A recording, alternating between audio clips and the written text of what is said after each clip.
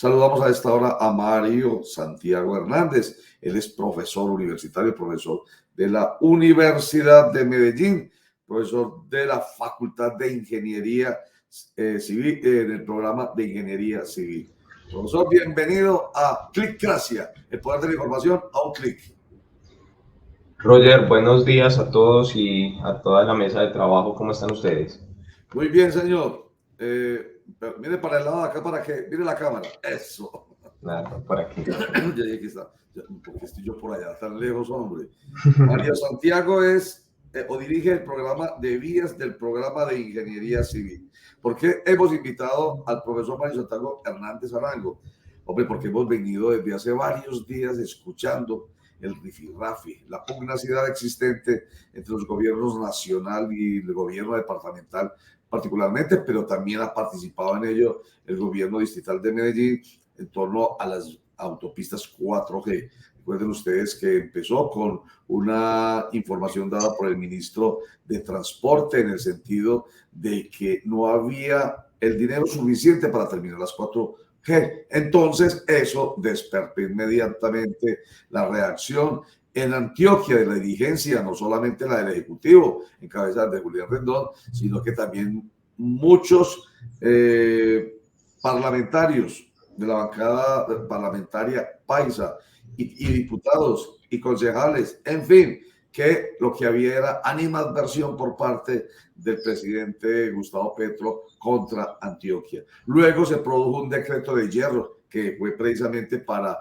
decirle al país, no, nos equivocamos, sí hay una platica en el presupuesto general de la nación, hay una platica para las 4G, pero eso no calmó esta pugnacidad, vuelvo y digo. Entonces esto se ha convertido, el tema de las autopistas de la montaña, así se llamó originalmente en el gobierno de Álvaro Uribe Vélez, autopistas para la prosperidad en el gobierno de Juan Manuel Santos y ahorita las conocemos como las vías 4G, se ha convertido en un tema político. Pero una persona académica, una persona que sabe del tema como Mario Santiago Hernández está aquí para decirnos, este tema no se puede politizar.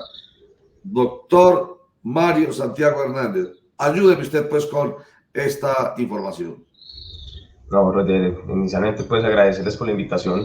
Siempre en la universidad estamos prestos a hacer un poco de, como hablamos, de pedagogía de este tema que es importante. A mí me parece muy interesante que el país esté hablando de esto porque no siempre nos interesamos de estos temas tan importantes, pero creo que es importante ir aterrizando ciertos conceptos. Y el primer mensaje, y así lo hemos manejado siempre, es que la infraestructura en el país debe empezar a dejar esas diferencias políticas para su gestión.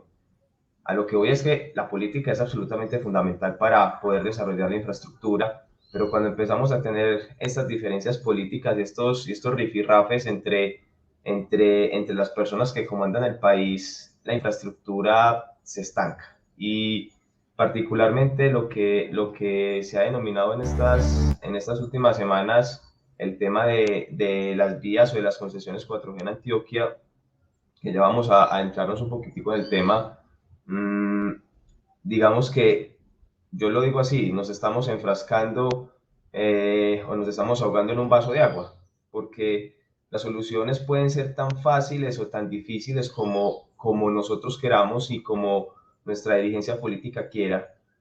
Y estamos en mora de estos elementos que son críticos, que son sensibles para el desarrollo del país. Deben de estar o deben de dejar de estar tan politizados, no hay necesidad.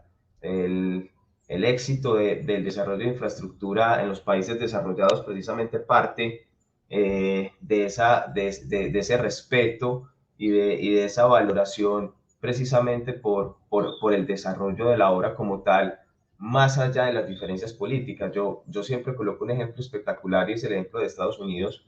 En Estados Unidos, digamos, una de las obras de ingeniería más importantes que hay en el mundo de toda la historia son los desarrollos viales en Estados Unidos y la malla vial de Estados Unidos. Y ese es un proyecto que ha durado 90, 100 años y todavía está en ejecución y está planificado, independientemente del presidente que llegue en Estados Unidos o el grupo político y las personas que lleguen a ejercer el poder en Estados Unidos, independientemente de quienes sean republicanos o demócratas, la infraestructura en Estados Unidos se sigue desarrollando y no hay un obstáculo ni debates para hacerse. Yo creo que tomando ese ejemplo, Colombia debería hacer lo mismo, o sea, bajarle a las declaraciones, bajarle a los conflictos en el tema de infraestructura y tirar para el mismo barco, porque si no, créeme que estos elementos no vamos a poder desarrollarlos. Profesor Mario Santiago Hernández, profesor de la Universidad de Medellín, buen día, cordial saludo. Yo lo quiero invitar a que veamos y escuchemos la última intervención del gobernador de Antioquia, Andrés Julián Rendón, sobre este tema específicamente, intervención en la que le pide a los congresistas antioqueños que le hagan un control político a los recursos que debería enviar el gobierno nacional para terminar las autopistas 4G que pasa por Antioquia, sobre todo aquella que conecta con el Urabá antioqueño. Escuchemos entonces al gobernador, por favor. Quiero aprovechar esta ocasión en medio de quienes nos representan en una instancia tan importante de nuestra democracia como es el Congreso de la República, a abogar por la culminación de las vías de cuarta generación, por su financiación. Y quiero puntualmente referirme a la vía que conduce a Urabá, una vía que refleja el esfuerzo que de tiempo atrás se hizo no solo desde el gobierno departamental, sino también distrital de Medellín. En el año 2015 se apropiaron recursos entre el departamento y el municipio por 1.7 billones de pesos para hacer el túnel del Toyo, la vía que conduce a Urabá. Un tramo de vía nueva que no implica una corrección de una existente ni mejorar sus especificaciones, sino que son 38 kilómetros de vía nueva, sorteando montañas, atravesándolas con túneles, con viaductos y con las mejores especificaciones. Tanto los recursos del departamento como del municipio de Medellín tienen un avance de ejecución fiscal o financiero y de obra física superiores al 90%. Entonces la pregunta, profesor Mario Santiago, es si hay necesidad de que esto tenga ese control político cuando sabemos de antemano que es una obra que ya está comprometida, que sus recursos están comprometidos y que independientemente de la situación política de cada región y de cada departamento o de quien esté al mando del gobierno nacional o del gobierno o de los gobiernos departamentales, se tienen que ejecutar. ¿Cuál es su opinión? A ver, Javier, yo creo que para poder darte la respuesta y para poder contextualizar las palabras del doctor Rendón, hay que generar una diferenciación, porque en el discurso y entre líneas se manifiesta que se requieren los recursos para poder culminar las concesiones que se están llevando en Antioquia. Vamos a hacer una diferenciación. Para la contratación de infraestructura existen diversos modelos económicos y, digamos, diversas formas de hacer un contrato, tanto para la construcción como para la operación. Dos de los modelos más utilizados en el país es el contrato por alianzas público-privadas llamadas concesión y los contratos por obras públicas.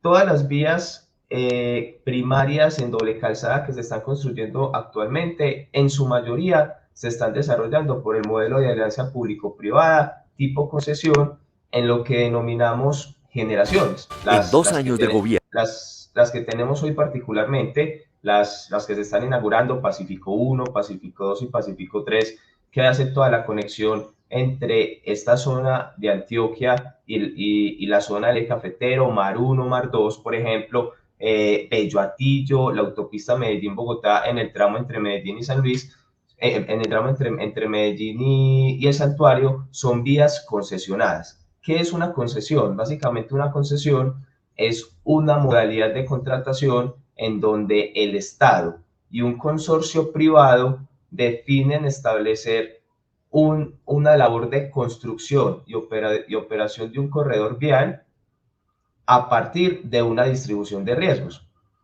En particular, las concesiones 4G tienen esa modalidad, las vías en concesión 4G. Entonces, cuando decimos que es que los recursos de las concesiones 4G están en peligro, no, las concesiones 4G no tienen absolutamente ningún peligro en función de culminación de su construcción por estos recursos, puesto que estos recursos de los que estamos hablando no van a entrar directamente en las concesiones. Mar 1, que es la concesión que va, por ejemplo, entre Medellín y Santa Fe de Antioquia, y Mar 2, que va entre Cañas Gordas y la entrada hacia la parte de Urabá, toda esta zona de Mutatá, todo, que digamos, si lo han recorrido, ustedes pueden ver que las obras ya también están muy listas, no tienen compromiso por estos recursos, puesto que estos contratos no dependen de ellos. Inclusive en una concesión 4G no hay anticipo, la carga presupuestal que asume el concesionario al inicio de la construcción no depende de ese anticipo.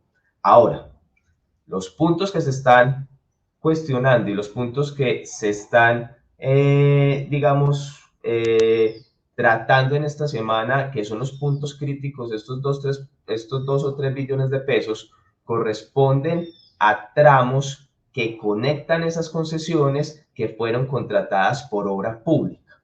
Entonces, realmente, vamos a hablar específicamente, el túnel del Toyo no es una concesión, sino que es una obra pública en su construcción. Cuando se termina de construir va a pasar a ser operado por Mar 1, eso es otro paseo diferente, pero la construcción como tal es una obra pública. Y en las obras públicas, el tema sí funciona muy diferente. La obra pública necesariamente necesita un apalancamiento de recursos del Estado, y entendamos Estado como departamento, municipio y país. Y efectivamente, como lo dice el doctor Andrés Julián, el recurso no solamente para el túnel de Toyo, porque también hay que ser muy claros que este dinero del que se está hablando y que se está reclamando a la nación no es solamente para el túnel del Toyo, es también para el intercambio de desnivel de Primavera y otros puntos críticos que se necesitan para conectar esas concesiones, ¿cierto? Hay puntos que no quedaron dentro de las concesiones que se necesitan terminar. ¿Es necesario el dinero? Por supuesto. ¿Que se necesita un control político? Por supuesto. Pero vuelvo y lo digo como empecé. Lastimosamente, en este país, la infraestructura se proyecta a 4 años. Entonces, no puede ser posible que cada 4 años haya un riesgo que estas obras tan importantes generen modificaciones en sus condiciones. Ahora, el gobierno central tiene la potestad de definir hacia dónde van los recursos, así previamente se hayan establecido unos destinos. Pues lastimosamente este país lo permite hacer. A donde voy es que creo que no hay necesidad de agrandar tanto el problema. Considero que si desde tanto el gobierno central como desde el departamento le bajamos un poco al tono de los discursos, un poco al tono de las soluciones, dejamos de estar proponiendo soluciones que son desesperadas y nos sentamos a dialogar, eso es mucho más simple que, digamos, estas soluciones tan diría yo, tan rápidas y tan complejas que están proponiendo en estas últimas semanas, creería que es mucho más sencillo. Ahora, es obligación del gobierno suministrar los recursos. Yo ahí dejo un bemol, lastimosamente en este país, el poder ejecutivo cambia cada 4 años y no hay un amarre específico de decir que la infraestructura es independiente.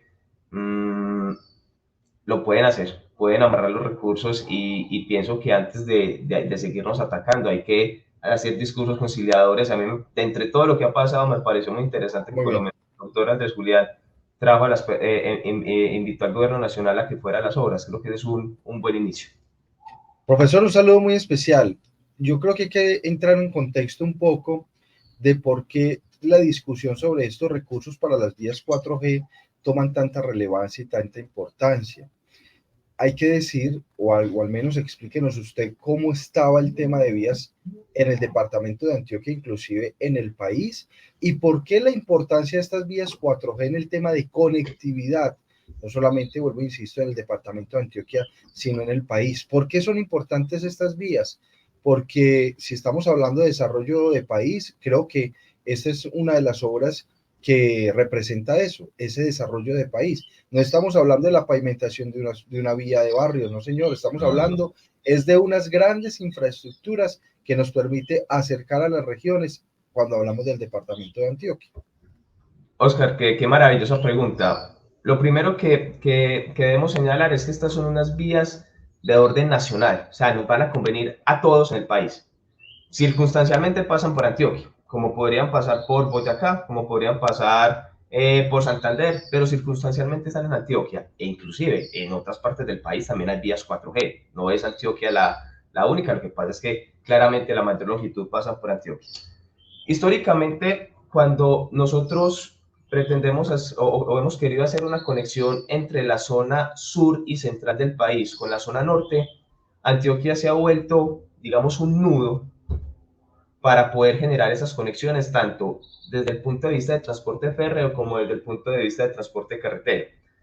Yo hago, digamos, un ejercicio para que quienes nos están viendo y nos están escuchando generen el siguiente contexto. Antes de tener las vías 4G o de estructurarse desde que arrancó por allá en el 2006-2007, cuando la empresa Interconexión Eléctrica ISA empezó a estructurar lo que Roger llamó muy bien las autopistas de la montaña, desde por allá se empezó a estructurar todo lo que hoy se está ejecutando. Piense usted lo que son, lo que eran y lo que siguen siendo hoy, porque hay tramos que todavía no se han inaugurado, las vías nacionales de Antioquia. Y voy a mencionar 2 o 3. El Alto de Minas, que es la vía nacional que va entre Medellín y Pintada, que va a ser reemplazada, o digamos, o apoyada por Pacífico 1 y 2. El Alto de Ventanas entre Yarumal y Puerto Valdivia. El Alto de la Quiebra entre Medellín y Cisneros. Lo tenemos todavía, lastimosamente, se está haciendo procesos de diseño también para licitarse el tramo de la autopista Medellín-Bogotá entre San Luis y Puerto Triunfo.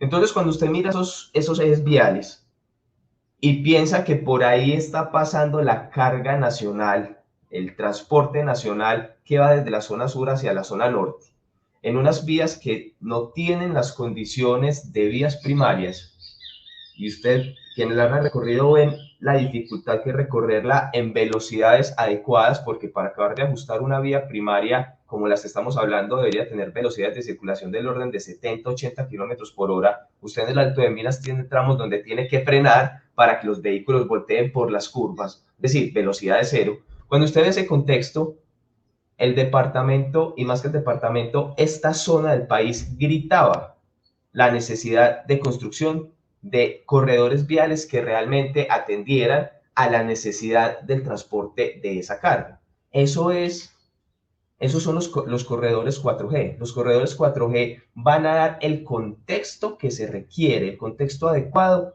para el transporte de la carga del país. Ya los vehículos no van a tener que pasar como el Alto de Ventanas, que circulan a 10, 20 kilómetros por hora, que casi que hay que hacer, hay que evacuar Yarumal para que un vehículo suba por el Alto de la Frisolera, porque es unas pendientes descomunales.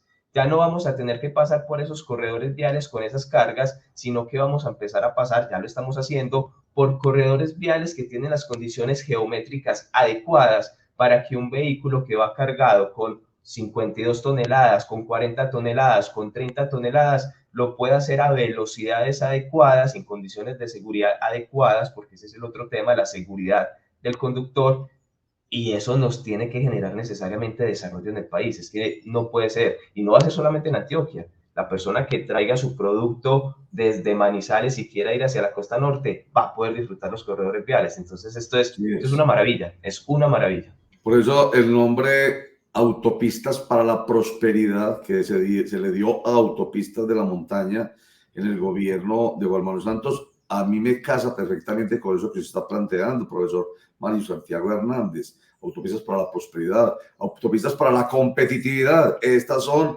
autopistas que realmente van a permitirle al país ser competitivo. Estas van a ser autopistas, ya que usted trató ahorita el tema de los Estados Unidos de América y su visión, autopistas del primer mundo, que son las que precisamente demuestran una frase que me parece supremamente importante, y es: un país no tiene vías porque es rico, sino que es rico porque tiene vías. Y tiene que ver con esto que usted está diciendo aquí, Mario Santiago Hernández, profesor de la Facultad de Ingeniería Civil de la Universidad de Medellín.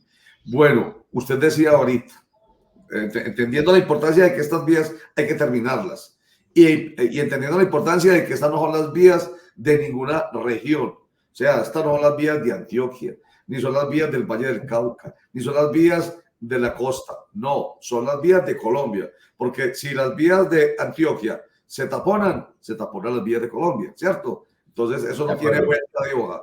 De ahí lo que usted plantea de, hombre, esto hay que entenderlo en su magnitud y dejar que realmente fluya como debe ser sin politizarla. Y sin, aquí es donde quiero llegar, Mario Santiago, sin soluciones desesperadas. Se me vino a la cabeza, yo no sé si usted quiere meterlo con el tema político, pero se me vino a la cabeza la propuesta del expresidente Álvaro Uribe Vélez con 1 millón de amigos, cada uno a $1 millón. ¿A esas esas soluciones desesperadas se refería usted? Sí, total. Y yo te sigo con más soluciones desesperadas. Señor Gobierno Nacional, denos primero, las operaciones de las vías concesionadas. No, venga. En las vías concesionadas es otro paseo. Esos contratos ya están listos y eso es como un contrato de arrendamiento. Usted no llega al vecino a decirle, venga, deme su contrato de arrendamiento a menos, pues cierto, no. Y con otra cosa que es fundamental aclarar, Roger. Pilas que el alcance del departamento, si bien tiene que gestionar buenas relaciones con el gobierno para que se acaben estas obras, el alcance en infraestructura vial del departamento no está dentro de las vías primarias. O sea, aquí, y haciendo un pequeño paréntesis, yo entiendo las buenas intenciones de la dirigencia política del país, del doctor Andrés Julián, pero al doctor Andrés Julián le recuerdo que en Antioquia tenemos 20.000 kilómetros de vías terciarias y secundarias, de las cuales el 90% de las vías están en pésimo estado. Entonces, que no se nos desvirtúe su objetivo como gobernante, puesto que es allí donde tiene que generar ese foco. Y lo que me dices, efectivamente, no hay necesidad de estas medidas desesperadas, primero, porque los recursos ya están, los recursos están destinados en la nación.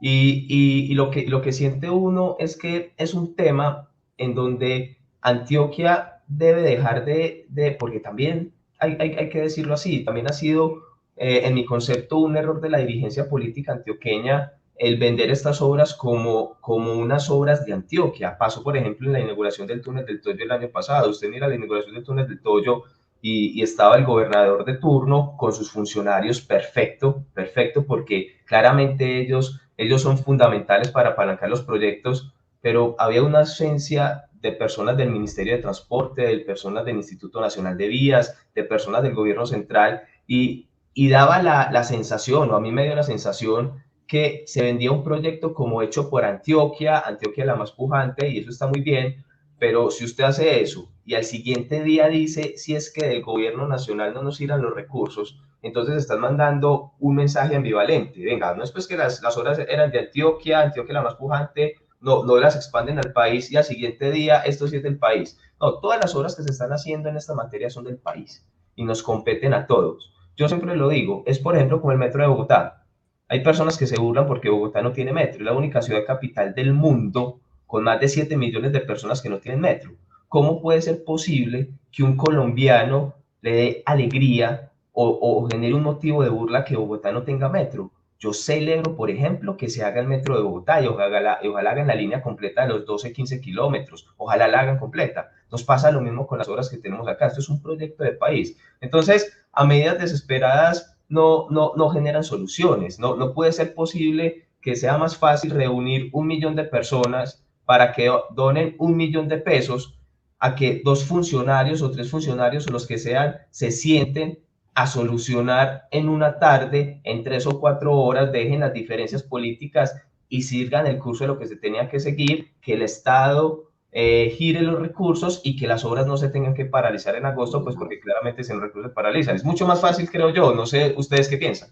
No, es que lo que usted plantea, lo que ocurre en la política. Y uno lo entiende, pero que nos lleve a estas consecuencias de la pugnacidad y de ponerle palos a la rueda al desarrollo de la realización de las obras.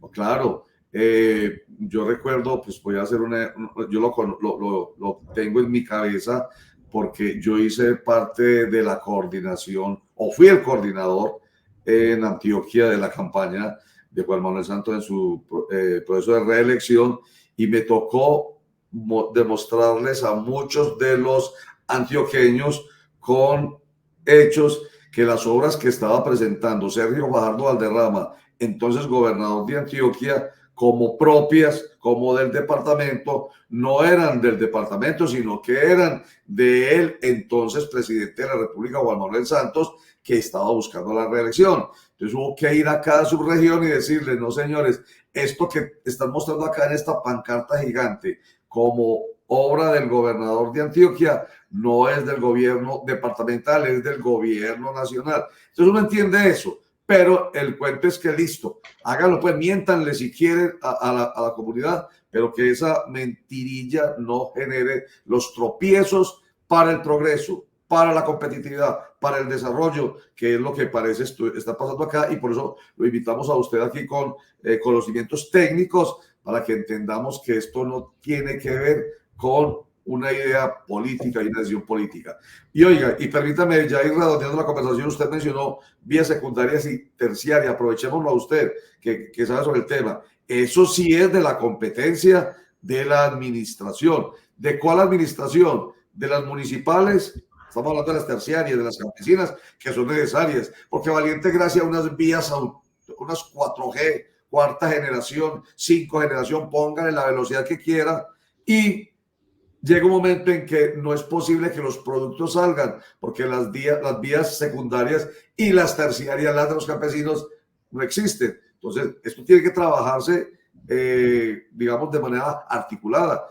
Y entonces vuelvo con la pregunta, Mario Santiago, esas sí son responsabilidades de los gobiernos departamentales y municipales.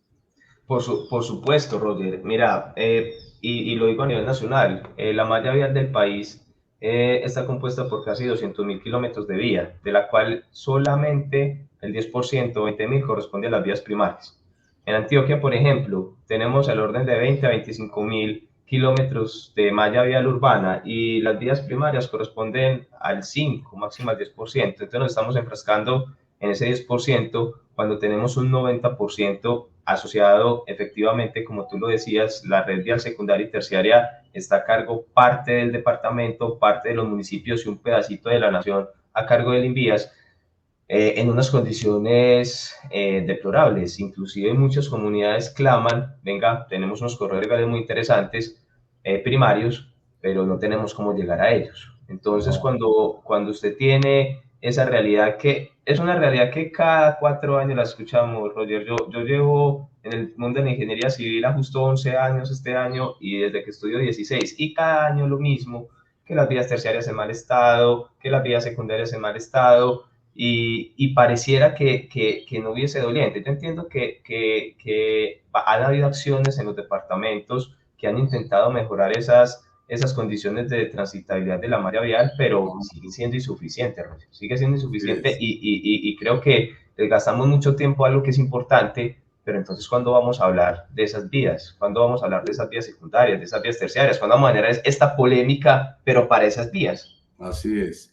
Me da la oportunidad también de otro recuerdo. Cuando teníamos Cable Noticias, teníamos una confrontación permanente con el entonces gobernador de Antioquia, Aníbal Gaviria, porque los campesinos nos llegaban y nos decían, necesitamos ayuda para que nos pavimenten las vías, y la afirmación, lo recuerdo muy bien, del gobierno del entonces Aníbal Gaviria, eso no es competencia nuestra. Entonces, rarísimo. Y en eso se paró en la raya, como se dice, para no responder a las expectativas de los campesinos. Bueno, último, antes de que nos vamos, quiero que mire, por favor, a un diputado más. Este es el diputado por el pacto histórico, él es de la oposición. Él es el diputado Manuel García, quien se refiere a este tema, precisamente al de las soluciones desesperadas y a la necesidad de que haya una armonía entre los gobiernos para sacar adelante estas obras. Aquí está Manuel García. Hacemos un llamado a la responsabilidad política de la más alta altura, a los gobernantes que están hoy inmersos en esta batalla política donde no gana el departamento de Antioquia, al señor gobernador Andrés Julián Rendón, al señor presidente de la República, de la manera más respetuosa, a los ministros de despacho, a los secretarios de gabinete, a que se sienten y encuentren una solución dentro del marco de la legalidad. Es que esa vaca que propone el señor presidente Uribe hay que revisarla desde todos los componentes yaristas si es posible o no es posible. Necesitamos que Antioquia salga adelante y es con realidades, no más politiquería. Bueno, ahí está como para cerrar esta conversación con usted, ¿o no, Mario Santiago Hernández? Estoy de acuerdo con cada una de las palabras que acaba de mencionar el diputado. Inclusive, hay muchas formas de financiar infraestructura, Roger. No solamente la vaca, esa la vamos a poner como una forma nueva, ¿no? Y yo insisto, yo parto de las buenas intenciones de las personas y estoy seguro que cuando el expresidente Uribe pone esa propuesta, lo hace de muy buena fe. No pienso lo contrario. He visto y he escuchado otro tipo de soluciones, por ejemplo, como valorización. Temas como que el departamento ponga más presupuesto, que los municipios pongan más presupuesto. No, definitivamente yo creo o considero que la mejor solución, y como traigo las palabras que acaba de decir el diputado, es, señores, ustedes los elegimos precisamente para que cuando lleguemos a estos puntos críticos de país, porque esto es una situación de país, ustedes tengan la capacidad de sentarse, no sé si dejar, pero por lo menos sí ponerle un poco de mesura a sus ideologías políticas y solucionar lo que es realmente importante independientemente de la ideología política que se tenga. Entonces, ese es el mensaje. Precisamente el arte de la política parte del diálogo y parte de, a partir de la diferencia, generar elementos de construcción para la ciudad, porque si nos vamos a quedar estos años enfrascados en este problema, ni va a haber infraestructura, se van a seguir acrecentando estas diferencias políticas, probablemente se puede reflejar en otros aspectos. Entonces, estamos crucificados a que un par de personas o un grupo de personas no se puedan sentar en una mesa. Roger, yo creo que nos pasa a todos en la vida cotidiana. Nos tenemos que sentar a dialogar en medio de la diferencia. Es que esto es lo que hacemos todos los días. Entonces, no les estamos pidiendo nada nuevo. Nada nuevo, nada especial. Simplemente la lógica de sentarse, armonía, conversar, el diálogo. Eso nos lo enseñan desde chiquitos. Hombre, conversen. ¿Cuál es el problema de esa pareja? Es que no hay diálogo. Eso se aplica incluso a las relaciones políticas y de tipo administrativo de lo público.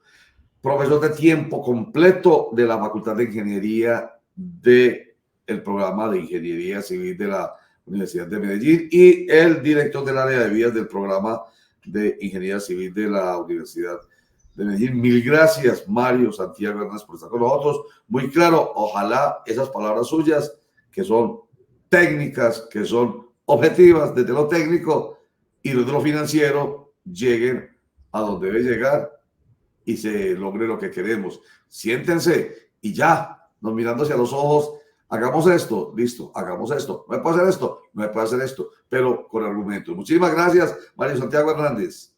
No, Roger, antes de ustedes, muchísimas gracias. Excelentes esos espacios de ciudadanía.